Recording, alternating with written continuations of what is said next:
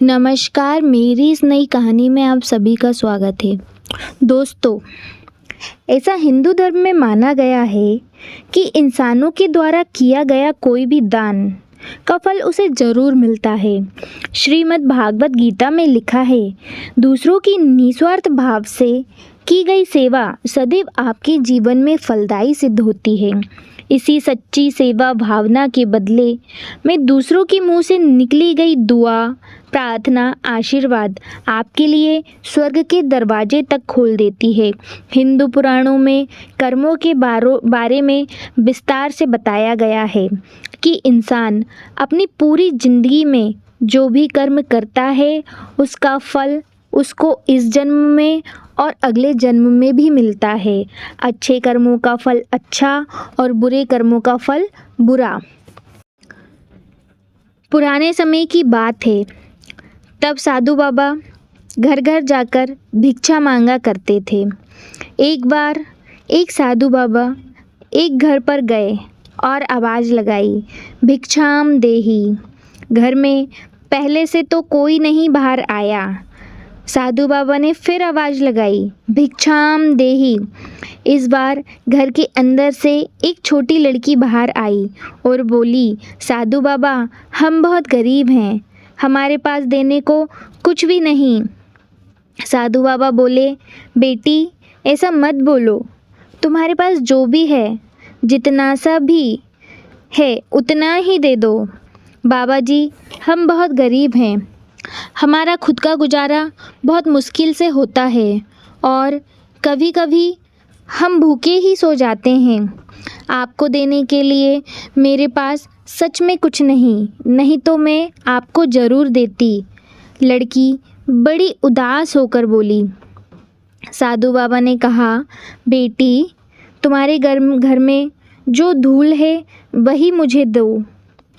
लड़की अंदर गई और थोड़ी सी धूल उठाकर ले आई और साधु बाबा को दे दी। साधु बाबा वो धूल लेकर बेटी को आशीर्वाद देकर चले गए। कुछ सालों बाद की बात है, साधु बाबा भिक्षा मांग रहे थे और वो फिर उसी घर पर आए और कहने लगे, भिक्षाम देहि। वही लड़की घर से बाहर आई और साधु बाबा को नमन करती हुई बोली, बाबा अंदर आइए, जो भी चाहिए ले लीजिए। साधु बाबा बोले, बेटी हम तो साधु हैं, हमें जो भी मिल जाए हम उसी में खुश हैं, सिर्फ हमें पेट भरने तक से है, स्वादों से हम जैसे साधुओं का क्या। लड़की मन में कुछ सोचते हुए साधु बाबा को बड़े ही ध्यान से देख रही थी और एकदम से बोली, बाबा जी आप वही हैं ना जो कुछ साल पहले हमारे घर पर आए थे और आपने कहा था कि अपने घर की धूल ही दे दो। साधु बाबा ने हाँ में उत्तर दिया।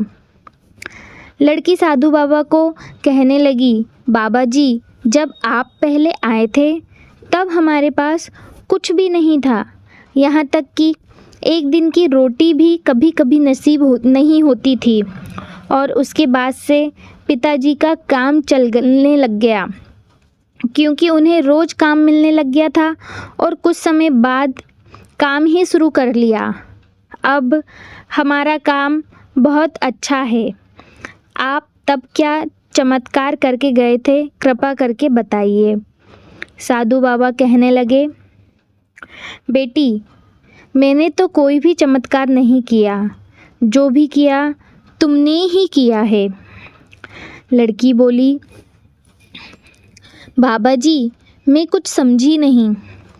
साधु बाबा बोले, बेटी जब मैं आया था तब तुम बहुत उदास होकर बोली थी कि तुम्हारे पास देने को कुछ भी नहीं, पर तुम्हारा मुझको भिक्षा देने का बहुत मन था और मैंने कहा था कि अपने घर की धूल ही मुझको दे दो। तुमने वह धूल भी सच्चे मन से मुझको दान में दी थी और सच्चे मन से दिया हुआ दान कभी भी व्यर्थ नहीं जाता।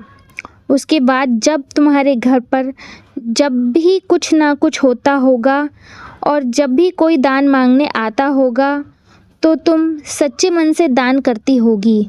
लड़की, जी बाबा जी बोली। साधु बाबा ने कहा, बेटी बस यही तो चमत्कार है जो तुमने खुद किया। सच्चे मन से दिया हुआ दान कभी भी व्यर्थ नहीं जाता, बल्कि हमेशा उससे कई ज़्यादा गुना होकर हमें वापस मिल जाता है। और तुम्हारे मन में कोई भी लालच नहीं रहा कि मैं दान दे रही हूँ। हमेशा तुम्हारा मन सच्चा रहा, इसलिए ही आज तुम्हारे पिताजी का काम काफ़ी अच्छा है। लड़की साधु बाबा की बातें सुनने के बाद अंदर गई और रोटी सब्जी डालकर ले आई और उन्हें प्रणाम किया, और साधु बाबा ने भी उसे आशीर्वाद दिया और आगे चले गए। लड़की दान तो सच्चे दिल से दूसरों की मदद करने के लिए देती थी, लेकिन आज उसे दान का असली महत्व पता चला था। तो मित्रों, हमें भी हमेशा दान करते रहना चाहिए, जितना भी हमसे हो सके। और दान को कभी भी यह सोचकर नहीं करना चाहिए कि इसके बदले में हमें क्या मिलेगा। अगर आपका दान निष्काम भावना से किया हुआ है तो आपको उसका फल अवश्य ही मिलेगा। और सच्चे मन से दान देकर हमेशा आनंद का अनुभव होता है। तो यह कहानी आपको कैसी लगी कमेंट करके ज़रूर बताइएगा। और मेरी ये कहानी पढ़ने के लिए आपका बहुत बहुत शुक्रिया। Thank you so much.